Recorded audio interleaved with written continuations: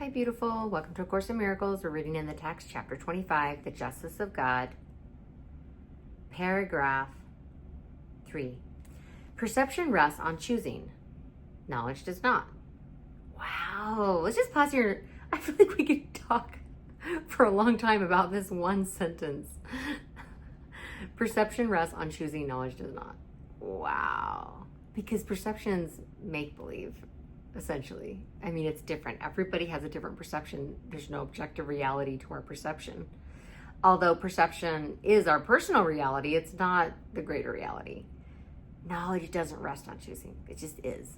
It's the truth. Knowledge has but one law because it has but one creator. But this world has two who made it, and they do not see it as the same. To each it has a different purpose, and to each it is a perfect means to serve the goal for which it is perceived. For specialness, it is the perfect frame to set it off, the perfect battleground to wage its wars, the perfect shelter for illusions, which it would make real. Not one, but it upholds in its perception, not one, but can be fully justified. There is another maker of the world, the simultaneous corrector of the mad belief that anything could be established and maintained without some link that kept it still within the laws of God. Not as the law itself upholds the universe as God created it, but in some form adapted to the need the Son of God believes he has. Corrected error is the error's end. And thus has God protected still his Son, even in error. I'm going to pause and say there's such love and grace in these teachings. It's just saying no matter how far off track we go, God is connected to us through this golden thread that can never be broken. There's always a way back to the truth. There is another purpose in the world that error made because it has another maker who can reconcile its goal with his creator's purpose. In his perception of the world, nothing is seen but justifies forgiveness and the sight of perfect sinlessness. Nothing arises but is met with instant and complete forgiveness. Wow. Oh my goodness, I'm going to pause here. Can we just bask in that for a moment? Nothing arises but is met with instant and complete forgiveness. Can you imagine living like that? With that level of grace? Nothing arises but is met with instant and complete forgiveness because it's just part of the human condition. Everything that happens is from cause and effect, from what happened before and before and before. That's not to justify it, it's to go beyond justification. Nothing remains an instant to obscure the sinlessness that shines unchanged beyond the pitiful attempts of specialness to put it out of mind where it must be. I'll pause and say the reason why specialness wants to put it out of mind is because we want to think we're better than other people. I'll be honest, my ego, even my human character sometimes wants to think it's better than other people because that makes me feel safe. If I'm better than other people, then you'll keep me in the tribe, you won't cast me out, and I won't die. It's really rooted in fear. But if you're not worried about that, there's no need to be special. Beyond the pitiful attempts of specialness to put it out of mind where it must be and light the body up instead of it, the lamps of heaven are not for mind to choose to see them where it will. If it elects to see them elsewhere from their home, as if they lit a place where they could never be, then must the maker of the world correct your error, lest you remain in darkness where the lamps are not. Everyone here has entered darkness, yet no one has entered it alone, nor need he stay more than an instant. For he has come with heaven's help within him, ready to lead him out of darkness into light at any time. Remember that again. He has come with heaven's help within him, ready to lead him out of darkness into light at any time. Like right now. Right now it's as good a time as any.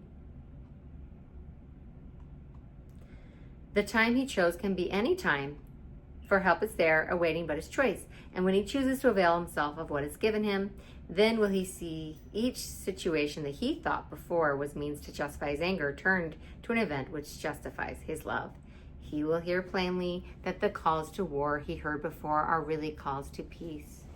He will perceive that where he gave attack is but another altar where he can, with equal ease and far more happiness, bestow forgiveness. Wow. Wow. He will perceive, I'm sorry, I keep pausing to say wow. It really just blows my mind, the beauty of this.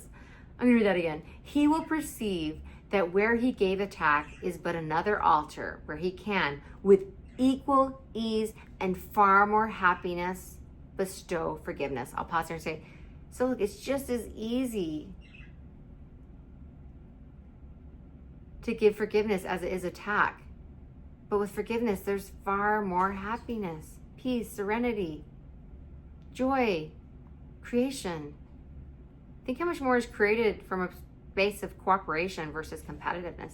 Not that there's not a place in the world of man in the 3D for competitiveness, if it's from a place of happiness and mutual challenge. But when we're trying to put ourselves above or below someone else, we're indulging in a delusion. Specialness is so unnecessary. Not only is it not real and not true, it's just not necessary, and it won't make us happy. And he will reinterpret all temptation as just another chance to bring him joy. How can a misperception be a sin? Let all your brother's errors be to you nothing more except a chance for you to see the workings of the helper given you to see the world he made instead of yours. What then is justified? What do you want? For these two questions are the same. Wow. Okay, these are the two questions that A Course in Miracles is saying are the same. What then is justified? What do you want? This kind of goes back to perception rests on choosing, knowledge does not. For these two questions are the same, and when you see them as the same, your choice is made. I'll pause and say, when you know those are the same, you're going to choose truth. You're going to choose the knowledge that doesn't change based on your limited perception. For it is seeing them as one that brings release from the belief that there are two ways to see. This world has much to offer to your peace and many chances to extend your own forgiveness.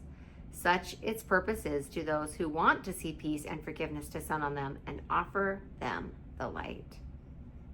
The maker of the world of gentleness has perfect power to offset the world of violence and hate that seems to stand between you and his gentleness. It is not there in his forgiving eyes, and therefore it need not be there in yours. Sin is the fixed belief perception cannot change. What has been damned is damned and damned forever, being forever unforgivable. If then, and I'll pause and say, according to the ego, right? That's kind of a fun sentence. I want to read it again just for fun. What has been damned is damned and damned forever, being forever unforgivable. If then, again, according to ego, if then it is forgiven, since perception must have been wrong, and thus is change made possible. The Holy Spirit too sees what he sees as far beyond the chance of change, but on his vision, sin cannot encroach, for sin has been corrected by his sight. I'll pause and say, sin has been corrected by his sight because Spirit, love, understands that we're seeing what we want to see. And if we want to see gentleness and peace, then we look past error. We don't look at misperception or misunderstanding or errors in thinking as sin. And thus it must have been an error, not a sin.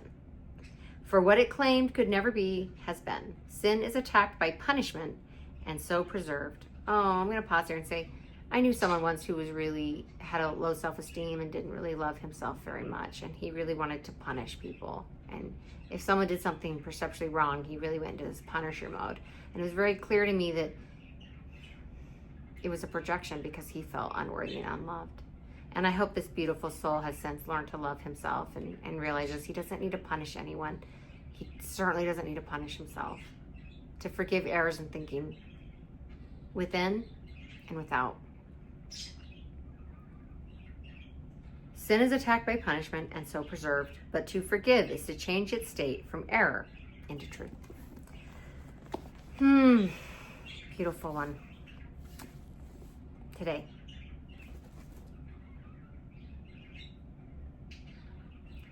Let's not look at misperception as sin.